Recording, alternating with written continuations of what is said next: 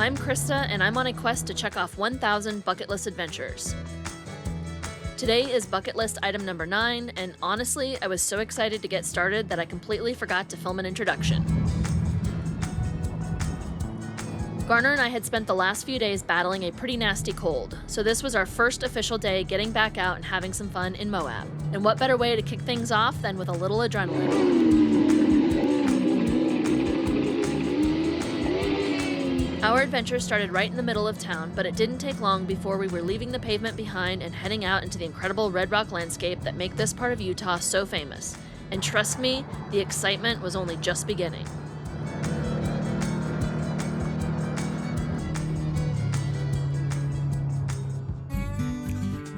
Our first stop of the day was Birthing Rock, home to hundreds of ancient petroglyphs carved into the sandstone.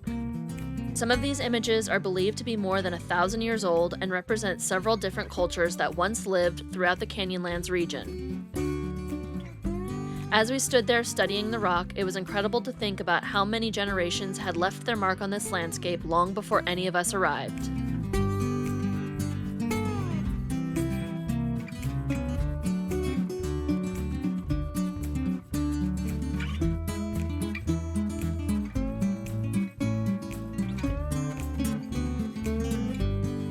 We are now into bucket list number 9, the first half of it, which was, I'm going to kind of put 2 things into one day, into one bucket list, and that's sort of a day of adventuring here in Moab. We've already been out on the trails for a little bit. We're headed up to the Catacombs, and then this afternoon we're going to be getting on the water to do the Jett boats. So we are on bucket list number 9, having a fun day in Moab, finally getting out and enjoying this beautiful part of Utah. But I started driving first. I don't think Garner's awake yet, so I'm driving first, and then when we get up to the Catacombs, we'll switch. I'm having fun. I'll tell you, without a gator, I'd be in so much trouble because even with the gator, I have so much sand in my teeth, but big smile. You're all gonna come back a different color anyways. He's not awake yet. All right, let's go on a little more adventuring. Time to switch drivers. Here we go, Garner. Yep. Ready? Yep.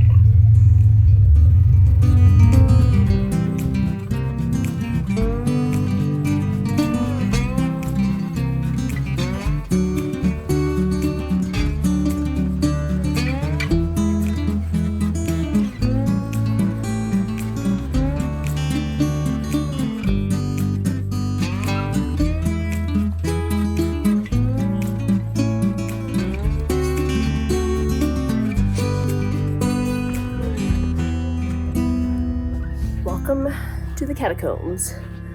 This is a pretty cool place. You can just kind of walk around and explore, find little holes to climb through. Didn't bring the best climbing shoes, but we'll make it work. We wore the right shoes for this. Our next stop was an area known as the Catacombs, and it felt like stepping into another world. Millions of years ago, this entire landscape was covered by massive sand dunes. Over time, those dunes hardened into sandstone, and millions of years of wind, water, and erosion carved them into the maze of fins, passageways, and hidden chambers we see today. This area has become a popular spot for camping, hiking, and exploring, and it didn't take long to see why. Around every corner was another narrow corridor, towering rock wall, or unexpected opening. It's an incredible place to wander and explore, but with so many twists and turns, it's also easy to understand how someone could get completely lost out here. Today would have been a good day to put my hair in braids. My hair is saying it all. It's a disaster. It's a bit of a tangled, dusty mess, but when you're adventuring, you just throw on a beanie and go, and I'll deal with it later.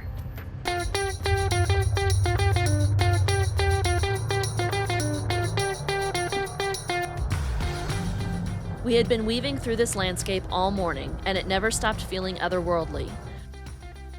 Driving through these red rocks are what I imagine Mars would be like, and beneath it all is ancient history. Dinosaur-era rock layers, prehistoric environments, and millions of years of Earth being slowly carved into what we see today. It's hard to wrap your head around it all while maneuvering through it. Every mile of this drive is passing through millions of years of Earth's history. We are almost back, and I have so much grit in my teeth. I don't know how much I have in my nose. We won't talk about that.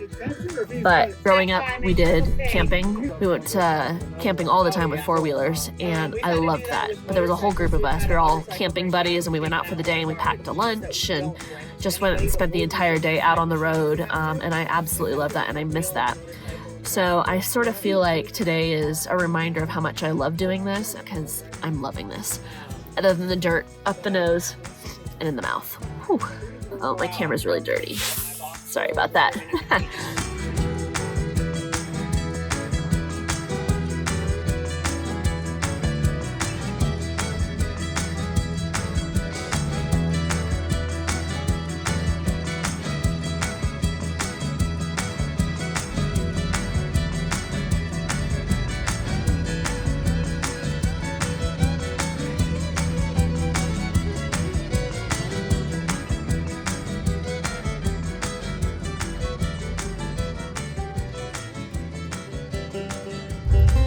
We are sufficiently coated in dust.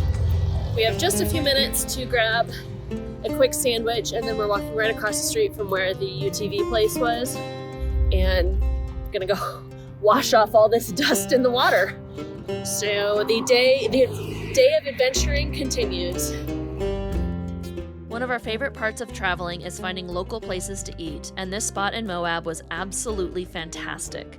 It's always those unexpected little finds that you stumble into along the way that end up sticking with you long after the trip is over, and this was definitely one of them.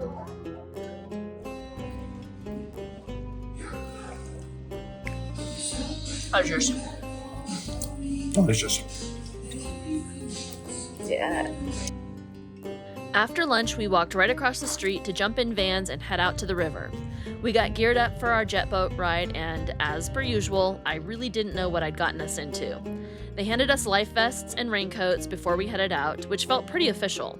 The raincoats seemed like a good idea at the time, but as you'll see soon, they didn't really stand a chance against what was coming.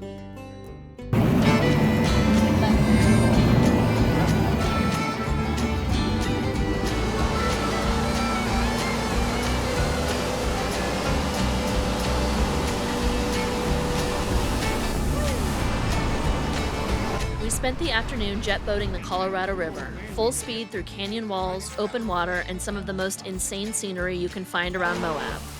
This was a New Zealand-style jet boat, which is totally different from a regular boat. There's no exposed propeller underneath. Instead, it uses jet propulsion to suck water in and shoot it out the back. This allows you to ride in super shallow water, get incredibly close to canyon walls, and maneuver in ways regular boats just can't. The landscape out here is unreal. Towering red rock cliffs, sheer canyon walls, and these wide open stretches of river that suddenly tighten into dramatic turns. You can feel how the river is carving its own path through a giant sandstone maze. This is all part of the Colorado River, one of the most important rivers in the western United States. It stretches roughly 1,450 miles, starting at the Rocky Mountains of Colorado and eventually making its way all the way down to the Gulf of California. What's even more incredible is just how long it's been shaping this landscape. Millions of years of cutting through rock layer by layer, creating the canyons and cliffs we were racing past. And in between the bursts of speed, our captain would share all these incredible stories about the history of this stretch of river, talking about some of the films that had been shot right here in these canyons.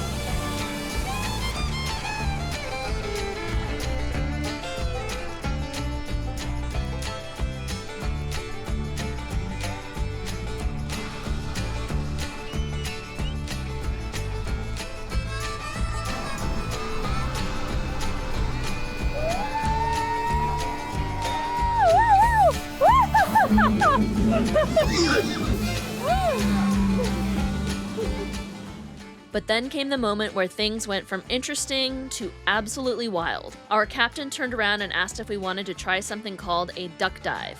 We had no idea what that meant, but we were about to find out real quick. A duck dive is when the captain weaves the boat back and forth through the water to stir everything up, then swings it around and suddenly plunges the nose straight down into the river. It sends this massive wall of water exploding up over the front of the boat, soaking everyone in the first few rows instantly, which is where we were. Let's just say I definitely took a little bit of the Colorado River home with me, and I'm pretty sure it wasn't just on my clothes. Today was definitely an adventure day. My hair is saying it all.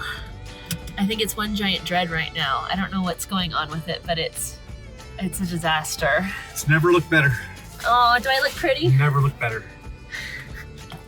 We're a little wet. We're a little wet.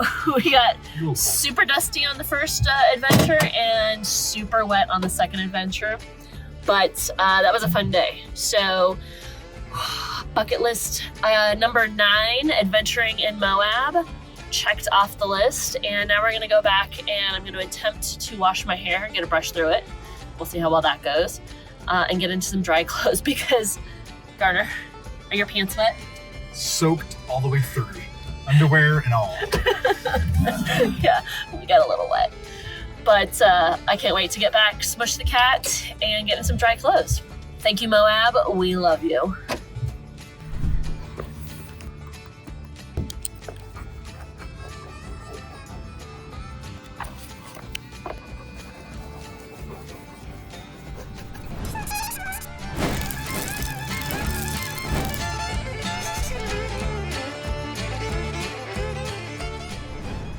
In this video, I feature the pebbled path hat, and the link to the pattern is in the description below. I'm going to show you now how to do the daisy stitch. It can be worked over a series of 3 or 5 stitches, and it's actually a really easy stitch. It's really fun, and it makes a really cool textured fabric.